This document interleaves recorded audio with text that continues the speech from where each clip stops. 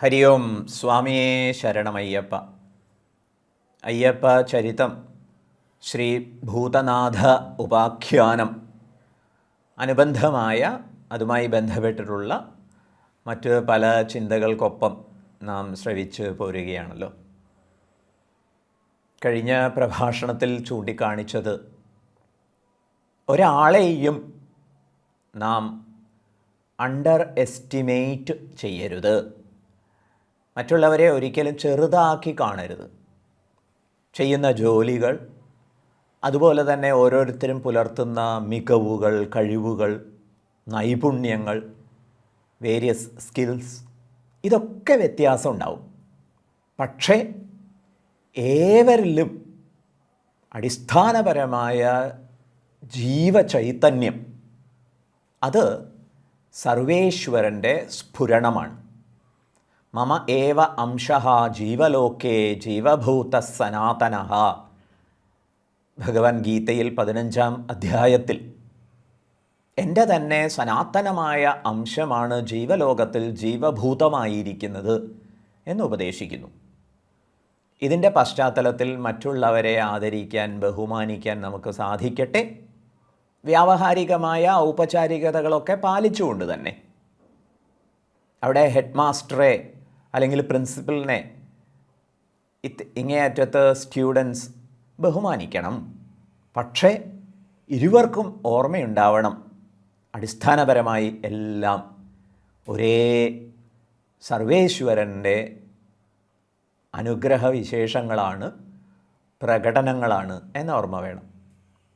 ഒരു നാടകത്തിൽ എന്ന പോലെ വേദിയിൽ നടന്മാരും നടിമാരും ഒക്കെ എത്തിച്ചേരുന്ന സമയത്ത് അവർ സാധാരണ ജീവിതത്തിൽ എന്തോ അത് മാറ്റിവെച്ച് നാടകരംഗത്ത് അതാത് വേഷങ്ങൾ ധരിച്ച് ആടുന്നു, പാടുന്നു, പറയുന്നു, അഭിനയിക്കുന്നു. പക്ഷെ ഓരോരുത്തർക്കും ഉള്ളിൻ്റെ ഉള്ളിൽ തങ്ങൾ ആരാണെന്ന കാര്യം ഓർമ്മയുണ്ടാവും. ഈ പ്രകാരമാവട്ടെ നമ്മുടെ വ്യവഹാരങ്ങളും. അതുപോലെ തന്നെ ആത്മനിന്ദ അരുത് എന്ന സന്ദേശവും നാം ശ്രദ്ധിക്കുകയുണ്ടായി. മറ്റൊരു പ്രകാരത്തിലുള്ള സർവേശ്വര നിന്ദയെക്കുറിച്ച് കൂടി ചൂണ്ടിക്കാണിച്ചു കൊള്ളട്ടെ. എന്നിട്ട് നമുക്ക് അടുത്ത വിഷയത്തിലേക്ക് പ്രവേശിക്കാം. വിഗ്രഹാരാധന, ഈ പ്രയോഗം ധ്വനിപ്പിക്കുന്നത് വളരെ തെറ്റായ ഒരു അർത്ഥമാണ്. വിഗ്രഹാരാധന എന്ന പ്രയോഗം ശരിയല്ല. മറിച്ച് വിഗ്രഹം എന്നത് ഒരു ആലംബനമാണ്, ഒരു ഉപാധിയാണ്. ആ ഒരു ഉപാധിയെ ഉപയോഗിച്ചുകൊണ്ട് നാം ആരാധിക്കുന്നത് പരമമായ തത്വത്തെയാണ് എന്ന് ഓർമ്മിച്ചോളണം. ഉദാഹരണമായിട്ട് പറയുകയാണെങ്കിൽ, സ്വാതന്ത്ര്യ ദിനത്തിലും അതുപോലെ തന്നെ റിപ്പബ്ലിക് ദിനത്തിലുമൊക്കെ നാം രാഷ്ട്രവന്ദനത്തെ ചെയ്യുന്നു. ഇവിടെ രാഷ്ട്രവന്ദനം ചെയ്യുന്നതിന് വേണ്ടി നാം ത്രിവർണ പതാക എന്ന ഉപാധിയെ, ത്രിവർണ പതാക എന്താണെന്ന് ചോദിച്ചാൽ അത് തുണിക്കഷ്ണങ്ങൾ ചേർത്തുണ്ടാക്കിയ ഒരു കൊടിയാണ്. പക്ഷേ അത് തുണിക്കഷ്ണമാണെന്നും വ്യത്യസ്ത നിറത്തിലുള്ള തുണിക്കഷ്ണങ്ങൾ ചേർത്ത് തയ്ച്ചതാണെന്നും അല്ല നമ്മൾ അതിനെ ഉയർത്തി വന്ദനമർപ്പിക്കുമ്പോൾ ആലോചിക്കുക. മറിച്ച് രാഷ്ട്രത്തിൻ്റെ, ഭാരതം എന്ന രാജ്യത്തിൻ്റെ പ്രതീകമായി പരിഗണിക്കുന്നു. ഇതുപോലെ എല്ലാ വിഗ്രഹങ്ങളും, അതിപ്പോൾ ശബരിമലയിൽ ചെന്ന് നമ്മൾ അവിടെ വളരെ മനോഹരമായി പ്രതിഷ്ഠിച്ചിരിക്കുന്ന മണികണ്ഠ വിഗ്രഹം, അയ്യപ്പ വിഗ്രഹം, ധർമ്മശാസ്താവിൻ്റെ വിഗ്രഹം കാണുമ്പോഴും ഓർമ്മിക്കേണ്ടത് ഈ വിഗ്രഹം കേവലം ഉപാധി മാത്രമാണ് എന്നാണ്. അതിന് പിറകിലുള്ള മണികണ്ഠ ചരിതം, അവതാര മഹത്വം, ഹരിഹരസുത മഹത്വം, ഹരിഹരപുത്ര മാഹാത്മ്യം, അതാണ് നമ്മൾ ഓർമ്മിക്കേണ്ടത്.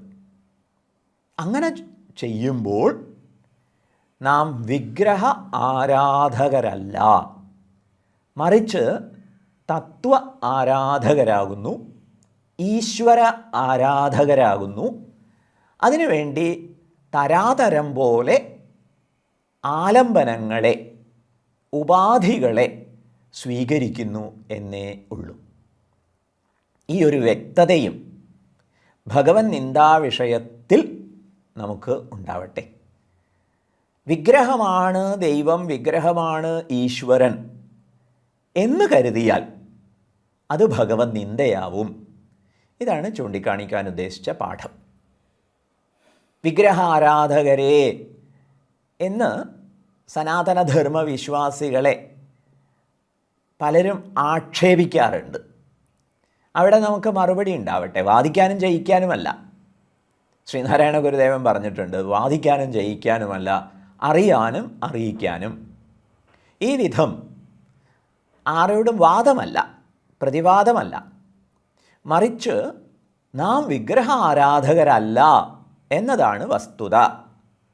പകരം നാം വിഗ്രഹം എന്ന ഉപാധിയുടെ സഹായത്തോടെ തത്വത്തെ ആരാധിക്കുന്നു, ഈശ്വരനെ ആരാധിക്കുന്നു. കൈക്കുമ്പിൾ ജലത്തിൽ കടലിരമ്പം കേൾക്കുക എന്നൊരു പ്രയോഗമുണ്ട്. അതെങ്ങനെയാണ് കൈക്കുമ്പിൾ ജലത്തിൽ കടലിരമ്പം കേൾക്കാൻ സാധിക്കുക? കൈക്കുമ്പിൾ ജലമെടുത്ത് കാതോട് ചേർത്ത് വെച്ച് ഭാവന കൊണ്ട് കടലിരമ്പം ഓർമ്മിക്കുന്നു എന്ന് വന്നാൽ, ഈ കയ്യിലെ വെള്ളമായാലും ശരി, അത് കടലിൽ നിന്ന് മേഘമായി പരിണമിച്ച് മഴയായി പെയ്ത് ഒഴുകിയെത്തിയതല്ലേ. ഈ നിലയ്ക്ക് കടലാണ്, കടൽ വെള്ളമാണ്. പക്ഷേ കൈക്കുമ്പിൽ ജലമാണ് കടൽ എന്നാരെങ്കിലുമൊക്കെ വാശി പിടിച്ചാൽ അത് വിഡ്ഢിത്തമാണ്. അത് കടലിനോട് കാണിക്കുന്ന അനാദരവാണ്, ആഴക്കടലിനോട് പുലർത്തുന്ന ബഹുമാനമില്ലായ്മയാണ്. അത് ആഴക്കടലിനെ അപമാനിക്കുന്നതിന് തുല്യമാണ്. ഇതുപോലെ വിഗ്രഹ ആരാധകരായി നാം അധപ്പതിക്കുമ്പോൾ അവിടെ നാം ചെയ്യുന്നത് ഭഗവത് നിന്ദയാവുന്നു. അതുകൊണ്ട് ഓരോ വിഗ്രഹത്തെ ചൊല്ലിയും അത് ചൂണ്ടിക്കാണിക്കാൻ ഉദ്ദേശിക്കുന്ന തത്വത്തെയാണ് ആരാധിക്കുന്നത് എന്ന ഓർമ്മ നമുക്ക് ഉണ്ടാവട്ടെ. ശബരിമലയിൽ സാക്ഷാൽ മണികണ്ഠ സ്വാമിയെ തൊഴുതു നിൽക്കുന്ന സമയത്ത് പ്രപഞ്ചേശ്വരന്മാരായ ഹരിഹരപുത്രനാണ്, ഒരസുരനെ വധിക്കുന്നതിനായിക്കൊണ്ട് അവതരിച്ച സാക്ഷാൽ പ്രണവസ്വരൂപനാണ് എന്ന് നമുക്ക് ഓർമ്മിക്കാൻ കഴിയണം. അല്ലാതെ ശബരിമല എന്ന ഒരു പ്രത്യേക ദേശത്തിൽ, പ്രത്യേക ക്ഷേത്രത്തിൽ, പ്രത്യേക ശ്രീകോവിലിൽ, പ്രത്യേക പീഠത്തിൽ വസിക്കുന്നവനാണ് എന്ന് ഈശ്വരനെ പരിമിതപ്പെടുത്തിക്കൂടാ. വിഗ്രഹ ശബ്ദത്തിന് വിശേഷമായി അർത്ഥത്തെ ഗ്രഹിപ്പിക്കാൻ സമർത്ഥമായത് എന്ന അർത്ഥകൽപ്പനയുണ്ട്. അതും ആ കാര്യം കൂടി നമുക്ക് ഓർമ്മയിൽ വയ്ക്കാം. വിഗ്രഹാരാധകരായി പോകാതിരിക്കാൻ ശ്രദ്ധിക്കണം. വിഗ്രഹാരാധകരായി തത്വം മറന്ന് നാം അധപ്പതിക്കുമ്പോൾ അത് ഭഗവൻ നിന്ദയാണ്. ഈ കാര്യവും കൂടി കൂട്ടത്തിൽ ഓർമ്മിക്കാം. സാക്ഷാൽ മണികണ്ഠ സ്വാമി ഹരിഹര പുത്രനാണ് എന്ന് മനസ്സിലാക്കിയതോടെ, ഈശ്വര അവതാരമാണ് എന്ന് ബോധ്യപ്പെട്ടതോടെ മഹാരാജാവിന് ഖേദവും മോദവും ഭയവും ഉണ്ടായിത്രേ. എൻ്റെ ഖേദം തോന്നാൻ കാരണം, തൻ്റെ പുത്രനെന്ന് എണ്ണി വളരെ വാത്സല്യപൂർവ്വം കൊണ്ടു നടന്ന ഉണ്ണി, മുഴുവൻ പ്രപഞ്ചത്തിനും അവകാശപ്പെട്ട ഈശ്വരനാകുന്നു എന്നറിഞ്ഞതിൻ്റെ സങ്കടം. ഇനി അതുപോലെ താലോലിക്കാൻ സാധിക്കില്ലല്ലോ എന്ന വ്യാകുലത. മോദം തോന്നിയത് എന്തേ? ഈശ്വര കാര്യാർത്ഥം അവതാരമെടുത്ത് വന്ന ഉണ്ണി തൻ്റെ കൊട്ടാരത്തിലാണല്ലോ വളർന്നു വന്നത് എന്നാലോചിച്ചപ്പോൾ ഉണ്ടായിട്ടുള്ള മോദം. ഭയമോ? സാക്ഷാൽ അവതാര സ്വരൂപനെ തിരിച്ചറിയാത്തത് മൂലം ചെയ്തു പോയ പിഴവുകളെക്കുറിച്ചുള്ള ഭയം. ഏതായാലും പ്രഭോ തെറ്റുകളൊക്കെ പുറത്ത് അനുഗ്രഹിക്കണേ എന്ന് പന്തളത്തു മന്നൻ പ്രാർത്ഥിച്ചു.